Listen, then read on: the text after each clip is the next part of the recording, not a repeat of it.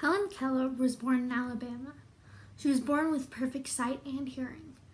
At 19 months old, she was diagnosed with brain fever. Sadly, when she was cured, she lost her hearing and sight and wasn't able to communicate with anyone around her. Even when they tried communicating with her, they tried many times, in fact, it always ended up failing.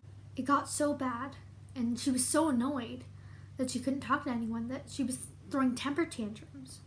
Her mother contacted a school for the blind to get a teacher for Helen, which then brought out Helen's new friend, Anne Sullivan.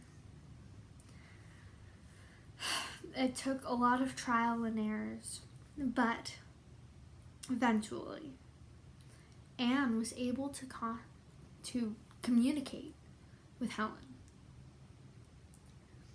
Now, you may ask, well, how did she do that? It sounds practically impossible. She was blind and deaf.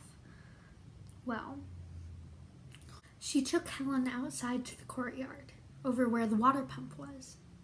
She had Helen pump the water and had one of her hands under the water.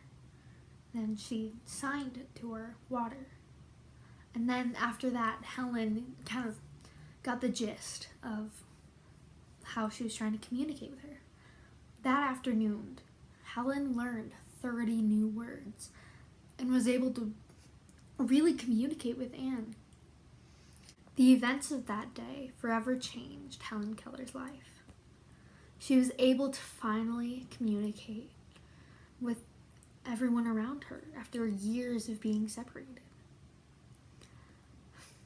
Helen Keller was able to communicate well enough to the world that she went to preparatory school.